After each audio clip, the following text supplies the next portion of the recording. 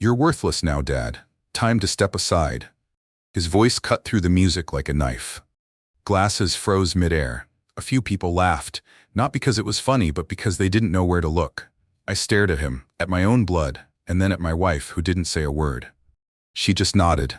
That nod burned more than the insult. 30 years of sweat, late nights, and calloused hands erased in a single toast. I didn't shout, I didn't argue. I set my glass down, buttoned my jacket, and walked out of the room. They thought my silence meant defeat. They were wrong. Hello, my friend. I'm truly grateful you're here with me right now, listening to my voice and giving me your time, because what I'm about to share isn't just a story. It's a piece of my life, a wound that still aches when I think about it, and a reminder that sometimes the deepest cuts don't come from strangers. They come from the people we raised with our own hands, the people we trusted with our heart and our legacy.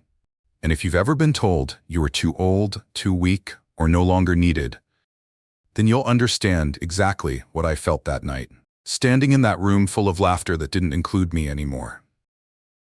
And as you listen to this, I want you to tell me in the comments, has anyone ever dismissed you because of your age? Because they thought your best years were behind you? Because they forgot the battles you fought to build the ground they're standing on? Because if you have, then tonight, this story is also yours. From the outside, we looked like a family carved out of a picture frame, the kind that people point at and say, "That's how it should be." My wife, Margaret, sat beside me at every dinner, a woman whose calm smile could quiet a storm. We built everything together, side by side, brick by brick. Our eldest son, Daniel, was always the golden child. Sharp suit, easy smile, quick to charm a room. People said he had my business sense and her kindness. Our younger son, Michael, was the loud one, the life of every gathering, the one who liked to stand on chairs with a drink in hand and call himself the future of the company. He had a way of making every room feel like it revolved around him. And then there were the in-laws, always lingering just close enough to smile when the cameras came out, but far enough to whisper when backs were turned. They clung to my wife's approval like moths to light. Even the neighbors admired us. They saw the cars, the house, the successful company. They saw a family that stood together. But what they couldn't see, what no one ever saw, was the rot beneath the polish. Margaret's smiles had grown colder over the years, quieter, like a woman waiting for a seat on a throne she hadn't earned. Daniel's silence wasn't respect. It was calculation. Michael's laughter wasn't joy. It was hunger. And those in-laws? Their smiles always seemed just a little too sharp, as if they knew something was coming, something I hadn't yet seen. To the world, we were a proud empire. Inside, we were an empire already cracking at the foundation. I just didn't know how deep the cracks had grown. Not yet. When I close my eyes, I can still smell the damp concrete from the first warehouse we built. Back then, it wasn't a company. It was a single, leaking storage space on the edge of town, with cracked floors and no heat in the winter. I used to sleep on a cot near the back wall, right beside the old generator that coughed like an old dog trying to stay alive. Margaret would bring me a thermos of black coffee every morning before work, and she'd whisper, "This will be worth it one day." I held on to those words like a promise carved into my chest. I mortgaged the house my father left me, sold my truck, skipped holidays and birthdays. I remember nights when Daniel was just a boy, holding my hand and asking, "When will you come home, Dad?" And I'd lie, telling him, "Soon," when I knew I'd be there until dawn, loading shipments myself because I couldn't afford extra hands. Michael was still in diapers then, and Margaret would say, "They'll understand one day." I believed her. I believed in all of them. Every brick in that warehouse had my sweat on it. Every contract signed was another piece of me given away to build something I thought they'd be proud to inherit. And sitting in my office was the first ledger book, the one I'd wrapped in an old leather cover. My initials were scratched into the back. It wasn't just paper. It was the story of how I turned nothing into something. That ledger sat on my desk like a quiet witness to everything I gave up. So when Michael raised that glass at his brother's birthday and told me I was worthless, it wasn't just words. It was a knife twisting through every night I spent working while they slept. It was the sound of promises breaking in half. That warehouse, that ledger, that life, I didn't just build a company, I built a legacy. And they looked at it like it was theirs to take. It started long before that birthday night. Just a whisper, a throwaway line, but it stuck like a splinter under the skin. I remember the day clearly, a bright afternoon in the conference room. I had just finished walking the boys through a shipment plan, the same kind of talk I'd given for years. Michael leaned back in his chair, legs crossed, sipping coffee like he owned the place. Then, with that easy grin of his, he said, "Dad, you don't have to explain everything like it's 1985. We've got this now. Just let us handle the real stuff." The room went quiet. It wasn't what he said. It was how he said it. Light, dismissive, like I was some old man trying to keep up with a world that had already moved on without me. Daniel didn't say a word. He just stared at the table, pretending to be deep in thought. Margaret smirked the way she does when she doesn't want to get her hands dirty. I nodded slowly, pretending it didn't hurt. I even forced a small smile to keep the peace. But inside, something cracked. After all the years of leading, of building, of bleeding for this company, my own son had made me feel like a relic gathering dust on a shelf. I swallowed that pain like a bitter pill and said nothing, but I remembered every word. And more than that, I remembered the look in his eyes. That was the first time I saw it. That quiet hunger. And in that silence, a small voice inside me whispered, "This isn't the last time he'll talk to you like that." After that first sting, things didn't shatter overnight. No. They broke slowly, like hairline cracks in glass, spreading wider each day while everyone pretended not to notice. The disrespect started in quiet, everyday moments. At the dinner table, Michael stopped asking me to say grace. He used to wait for me, hands folded like a little boy who respected where the roof over his head came from. But now, he'd lift his glass first, talk over me, laugh louder than anyone. Margaret didn't stop him. She just watched me, like someone watching the tide pull something away they were already prepared to lose. Then came the property fights. It wasn't just the company anymore. One night, as I was slicing roast beef, Daniel looked at me and said, "Dad, don't you think it's time we transfer the lake house? You're not exactly using it anymore." Michael laughed and added, "Yeah, it'll be in better hands." Better hands. Hands that had never held a wrench at 2 a.m., never swept snow out of the warehouse doorway just to make a morning delivery. I didn't respond. I kept cutting my meat slowly because if I opened my mouth, I wasn't sure I'd be able to stop what would come out. But the worst cut came on a Tuesday afternoon. I walked into the office to find Michael sitting at my desk, my chair, my name still on the plaque. He didn't stand up. He leaned back, feet propped up, like the place already belonged to him. When he saw me, he didn't look embarrassed. He just smiled and said, "Get used to the view, old man." That's when I knew something bigger was brewing. Their disrespect wasn't random anymore. It was coordinated. Margaret had grown distant. Daniel kept his head down, but silence can be louder than any betrayal. And Michael? He was testing my edges, pushing, waiting to see how much he could take before I snapped. But I didn't snap, not yet. I let their arrogance grow like a vine around my silence, wrapping tighter each day. They thought it meant they were winning. It didn't. It meant I was watching. I was waiting. And every word, every look, every betrayal, I was collecting them like evidence. It started with whispers. Not loud ones, not the kind meant to be heard, but the soft, careful kind people use when they think the old man's too far away to notice. I was in the hallway outside the office one evening when I heard Michael's voice through the slightly open door. "We'll have the paperwork ready before he even realizes what's happening," he said. Daniel's voice followed, low, uneasy. "Are you sure Mom's on board?" Then silence. A heavy, knowing silence. I stood there in the shadows, fingers gripping the cold doorframe. My name, my company, my family. They weren't talking about some business expansion. They were talking about me. The little things started stacking up after that. I'd walk into the conference room and find conversations dying mid-sentence, papers shuffled too quickly, doors suddenly closing. I noticed bank alerts that didn't match the numbers I knew by heart, transfers I hadn't approved, missing invoices. One day, the accountant hesitated a little too long when I asked a simple question. I saw it in her eyes, the kind of fear people have when they're caught between two loyalties. Then came the envelope. Crisp, cream-colored, left on my desk by mistake. Legal documents, drafts of something they didn't want me to see. My name was on the top, not as an owner, but as former chairman. I stared at it so long the ink started to blur. My signature box was empty. They were planning to push me out. But I didn't confront them. I tucked that envelope back under a pile of reports like I'd never seen it. I smiled through dinners. I nodded in meetings. I let them believe they were moving quietly in the dark. What they didn't know was that I was already listening, watching, and every whisper, every signature line, every number that didn't add up, it was leading me closer to the truth. And when I found that proof, it wouldn't be a fight. It would be a reckoning. The night I found it, the building was silent, the kind of silence that makes every sound feel louder than it should. I had returned after hours, not because I planned to, but because my gut wouldn't let me sleep.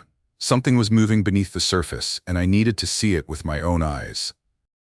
I walked into Michael's office. He'd grown bold over the months, leaving his things scattered as if the company already belonged to him.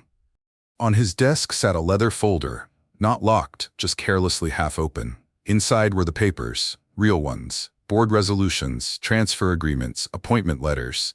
It was all there. They weren't planning to push me out. They were already doing it. My name, the one that built this place, was listed as retired. The date on the document was next month. My sons' names were already printed beneath new titles. Margaret's signature was at the bottom. Not a maybe, not a plan, a done deal in waiting. And tucked between those pages was something worse, a signed letter from Daniel, agreeing to remove me from financial oversight. The boy I'd trusted to take care of the books had quietly handed them the keys to the vault. I stared at that folder for a long time. Not with rage, not even shock, just a hollow kind of stillness. The kind a man feels when he realizes he's not losing something. It's already gone. But I didn't storm into their rooms. I didn't call a meeting. I didn't even make a sound. I slipped the folder into my coat, walked out, and locked the door behind me. They thought they were playing a quiet game behind my back. What they didn't know was that the moment I closed that door, the rules changed. I had their signatures, their plans, their betrayal, written in ink, and I would keep it close until the day they least expected me. Now let me ask you something, and I want you to really picture this. Imagine standing alone in the dark, holding a folder that proves the people you love most have been quietly sharpening knives behind your back. Your wife's signature, your son's names, every plan to take what you built. No rumors, no guesses, just the truth, sitting heavy in your hands. What would you have done if you found that? Would you have walked into that house and confronted them right there? Would you have screamed, demanded answers, broken everything in sight? Or would you have stayed silent, like I did? Tell me in the comments, would you fight in the moment or let your silence build its own kind of power? It happened on a Sunday night, family dinner. The house smelled like roast chicken and red wine. If you looked from the outside, it would have seemed warm, ordinary, a family gathered around a table, but inside that dining room, the air was heavy. I could feel it before a single word was spoken. Michael leaned back in his chair, the way he always does when he's about to perform. He tapped his glass with a fork until everyone went quiet. "Dad," he said, wearing that careless grin that always meant trouble, "we need to talk about the future. Our future." Daniel looked down at his plate. Margaret didn't even bother to hide it anymore. The nod she gave him was quiet, but full of weight. Michael kept going, his voice louder now, rehearsed. "You've done enough. We're ready to take things forward. You don't need to carry this anymore. We've already spoken to the lawyers. It's time to make this official." The lawyer. I felt my jaw tighten, but my hand stayed perfectly still on the table. This wasn't a conversation. It was a declaration. Margaret reached across the table, not to hold my hand, but to slide a folder toward me. I knew what it was before I touched it. The transfer papers. They didn't even try to hide it anymore. For a moment, I looked at each of them, my wife, my sons. Flesh of my flesh. Not one of them met my eyes. But I didn't raise my voice. I didn't flip the table. I didn't give them the satisfaction of seeing me break. I simply pushed the folder back to the center of the table, slow and quiet, like a man setting down a stone. "Are you going to sign it?" Michael asked, almost laughing now. I smiled, just a small, steady smile. the kind that makes people uncomfortable because it hides more than it shows. And then I said nothing. Not a word. In that silence, their laughter faltered, their confidence thinned. They thought they were cornering me. What they didn't realize was that they were already standing in a corner of their own. I let them believe I was surrendering. I let them mistake silence for weakness. But my silence was the fuse, and it had already been lit. The day after that dinner, I called for a family meeting at the office. Not in the boardroom, not in some lawyer's fancy suite. In my office, the one with my name etched on the door. The same one Michael had been using like it already belonged to him. When they walked in, their expressions were almost smug. Margaret in her neat cream blouse, Michael with that self-satisfied grin, Daniel trailing behind like a shadow. They thought this was going to be easy. I didn't raise my voice. I didn't make a speech. I simply opened the top drawer of my desk and slid a single document onto the table. A copy of the trust agreement. One they had never seen. One they thought didn't exist. Michael leaned forward first. His grin twitched when he saw the header. Daniel stiffened. Margaret's hand tightened around the strap of her purse. "This is cute," Michael said, trying to sound casual. "What is this supposed to mean?" I looked him straight in the eye. "It means," I said slowly, "you've all been planning your little handover party without reading the fine print." I didn't give them everything. I didn't mention the hidden clauses, the controlling shares, or the board signatures I'd already secured behind their backs. No, I only let them see enough to make them nervous. A single clause highlighted in yellow ink, the one that required my approval for any transfer of ownership. Michael's grin finally faltered. Daniel shifted uncomfortably. Margaret stared at the page like she could burn through the ink with her eyes. I leaned back in my chair and folded my hands. "You should always read what your father signs," I said softly. They didn't know yet that I held more than one card. But they felt the ground move beneath them, just a little. And that was enough. For the first time, I saw fear where there used to be arrogance. I let that silence stretch between us, calm, steady, dangerous. I wanted them to wonder just how much I knew, just how much they had underestimated me. And they were right to wonder. They thought the trust agreement was my last defense, a scrap of paper, a desperate old man clinging to what was slipping away. They were wrong. That was never the weapon. That was just the knock on the door before the storm came. 3 days later, I called them back. Not for a dinner, not for a polite talk, but for a board meeting. This time, the entire executive team was present. My lawyer sat at the end of the table. My name was on the chair at the head, and I made sure they all saw me sit in it first. Michael strutted in, still pretending to be unshaken. Daniel followed, silent as ever. Margaret looked composed, but her eyes betrayed something new. Doubt. I placed a black recorder on the table, pressed play. Michael's voice filled the room, crisp and clear. "We'll have the paperwork ready before he even realizes what's happening. He's too old to fight this. Once he's out, everything's ours." The board members exchanged looks. The air thickened like wet cement. Michael's smirk died right there. Then came the second blow. I pulled a sealed envelope from my jacket and slid it toward the lawyer. He opened it carefully and began reading aloud. It was the updated trust, signed, notarized, and airtight. Every controlling share, every decision-making power had been transferred into an irrevocable trust in my name. And upon my death, not to my sons, but to a foundation bearing my father's name. Their laughter from those months of betrayal had just been sold for nothing. Michael slammed his fist on the table. "You can't do this." I looked at him, really looked at him, the way a man looks at the son he no longer recognizes. I already did. Daniel's face drained of color. Margaret didn't speak. The boardroom, once their playground, had turned into their cage. Their greed collapsed in on itself, crushing everything they thought they owned. The company they tried to take in the shadows now stood farther from their reach than it ever had before. And I sat there, calm as stone, letting the silence remind them. I was never the old man they thought I was. I was the foundation beneath their feet. And now, that foundation was gone. The moment the lawyer finished reading, no one spoke. The room, which had been full of sharp whispers and power plays for months, collapsed into a silence so heavy it seemed to press against the walls. Michael's knuckles were white where he'd slammed the table. Daniel stared at the floor, the weight of his own choices hanging around his neck like a stone. Margaret, she didn't even look at me. She just stared at the trust papers like they were written in a language she couldn't understand anymore. I leaned back in my chair and watched the storm I hadn't started, only exposed. The truth didn't need volume. It didn't need fury. It just needed to stand on its own. And it did. One of the board members cleared his throat softly, breaking the silence. His voice was measured, almost gentle.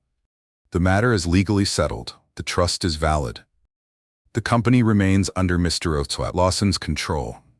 Michael tried to speak, but the words came out strangled. For the first time, he wasn't the loudest man in the room. He wasn't anything at all.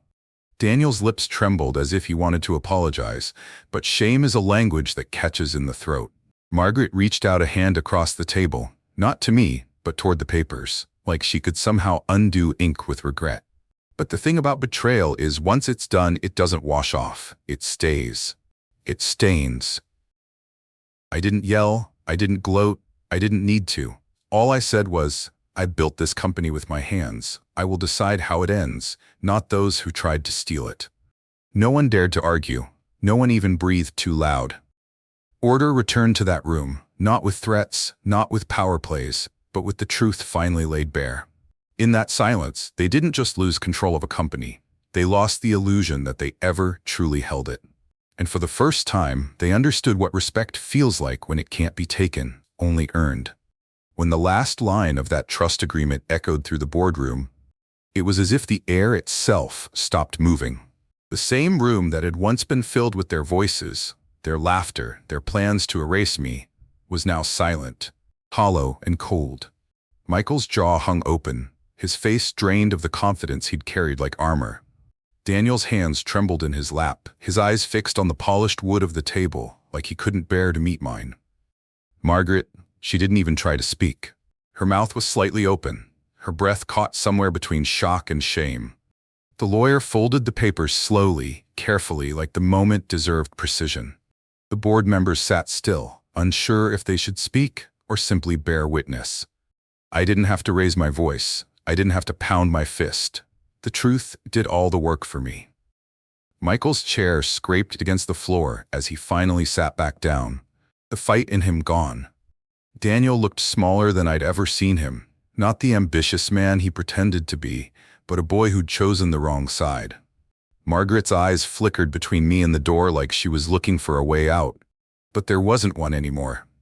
I let the silence stretch. I wanted them to feel it, the weight of their greed, the chill of what they'd thrown away. All those nights they whispered behind my back, now they had nothing to say. I stood up slowly, buttoning my jacket with steady hands. "This isn't revenge," I said quietly. "This is balance. This is what happens when people forget who built the ground they're standing on. No shouting, no gloating, just the truth standing taller than any of them." And in that quiet, order returned to the room. Not because I demanded it, but because they finally understood they never had the power to take what was never theirs. That silence, that was my justice. In the end, it wasn't the lawyers or the signatures that won. It was the simple truth that respect isn't something you inherit like a piece of land. It's something you earn, and if you throw it away, it never comes back the same. I gave my family everything, my time, my strength, my name, and they thought that made it theirs to take. But they forgot something. Legacy isn't a gift. It's a trust. When you build something with your own hands, never assume those who benefit from it will protect it like you did. Protect it yourself. Guard it with quiet strength, not with anger. Because silence, when held steady, is sharper than any shout. And sometimes, walking away isn't giving up. It's letting the truth speak louder than you ever could. Thank you truly for staying with me through this story. It wasn't an easy one to tell. Betrayal never is. But if you're still here, it means something in my words found a place inside you. Maybe because you felt something similar.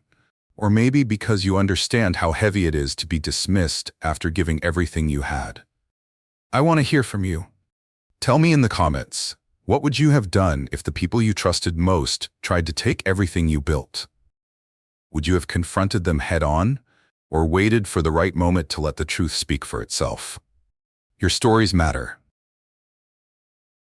And they remind others, they're not alone.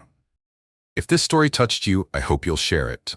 Subscribe to the channel for more grandpa confessions, quiet victories, and the kind of lessons life doesn't teach gently.